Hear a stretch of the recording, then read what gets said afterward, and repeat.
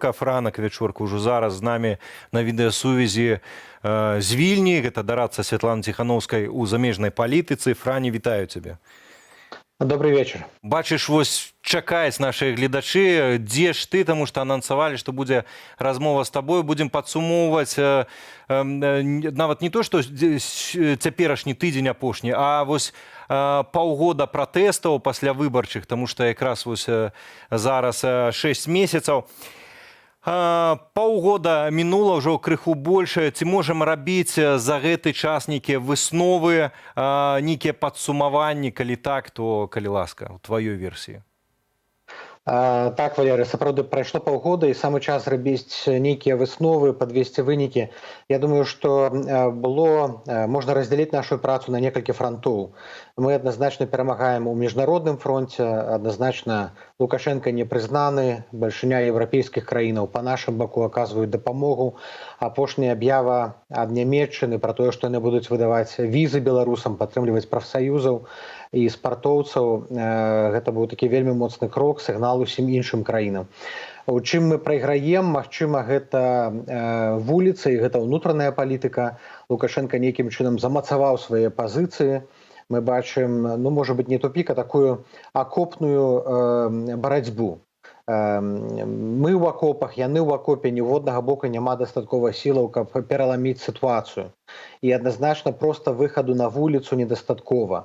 Зіма, холадна, людзі ў нейкай фрустрацыі, дэпрэсіі. І тут, безумоўна, трэба нейкія дадатковыя фактары, каб гэты статус-кво пераламіць. Ці гэта будзе эканоміка, ці нейкія знешнія фактары, ціск на рэжым, мы не ведаем. Так ці інакш, мы нашмат далей, чым мы былі 9 месяцаў таму, мы нашмат прасунуліся, але мы яшчэ не дабіліся галоўнага, мы не прымусілі Лукашэнку сысці. І вось гэты апошні кавалак дыстанцыі цяпер, ён самы галоўны, але і самы складаны. Ну, наконт складанасцяў, там недапрацовак, гэта, можа, асобная размова. Ўсё-такі хацелася б у гэтым часе, калі многія людзі сапраўды дзесьці там у расчараванні, у дэпрэсіі, акрэсліць перамогі. Чаго мы дасягнулі за гэты час? Безумоўна, мы занялі прастору. Год таму назад не было столькі ініцыятываў, арганізацыяў і ў Менску, і ў беларускіх рэгіёнах. Людзі не выходзілі свабодна на вуліцы, нават дваровыя маршы, якія цяпер адбываюцца, няхай сабе не такія шматлікія, яшчэ год таму былі немагчымыя. Вы бачыце, колькі падпольных друкарняў функцыянуе ў Менску. Я сам здзіўляюся, гледзячы на зводкі Міністэрства ўнутраных справаў, колькі незалежных ініцыятываў, падпольных ініцыятываў усё яшчэ функцыянуюць, працуюць і дзейнічаюць. Мы адваявалі гэтую прастору, зараз гэтую прастору трэба зафіксаваць, яе трэба утрымаць. Таксама мы дабіліся непрызнання Лукашэнкі. Паглядзіце, вось гэты ліст, які нібыта Лукашенка атрымаў ад Еўрапарламенту, як Еўрапарламент асцярожна і акуратна тлумачыўся, апраўдваўся, што Лукашэнку не прызнае. Я думаю, што Лукашэнку не будуць прызнаваць ні ў Еўропе, ні Злучаныя Штаты Амерыкі. Джулі Фішер, мы так хваляваліся, што яна паедзе ўручаць граматы, пакуль нават не збіраецца ехаць у Менск. Кітайскі пасол, які праігнараваў гэты ўсебеларускі сход, нават кітайскі пасол, паказвае на тое, што не ўсё соладка у Лукашэнкі. Ну і самае важнае, тое, што мы падыходзім нарэшце да правасуддзя. У міжнародным крымінальным судзе, тым самым гаагскім трыбунале, выбралі пракурора, які гатовы ўзбуджаць справы, у тым ліку па Беларусі. Гэта дае нам такую цёплую надзею, тое, што ўсе гэтыя злачынствы, якія рабілі лукашэнкаўскія монаўцы, КГБшнікі, губопікі, не будуць беспакараныя. І ўсё гэта скончыцца гаагскім судом для вінаватых. Франя, яшчэ адна тэма, якая мяне даўно непакоіць, і размаўлялі мы з табою ў розны час пра яе.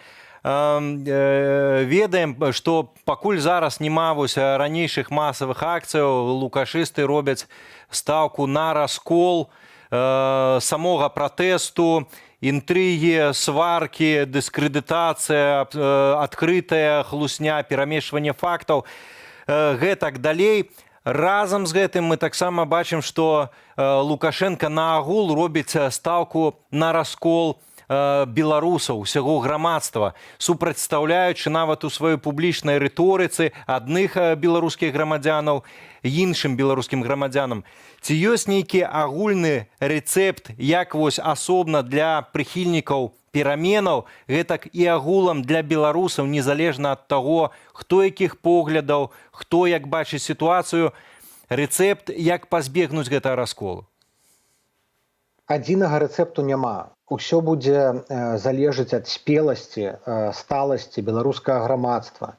Ці гатовыя людзі пераступіць пра свае погляды, саступіць, прызнаць, што не ўсе за бел-чырвоны-белы сцяг, не ўсе за незалежнасць, не ўсе за інтэграцыю з еўрапейскім звязам.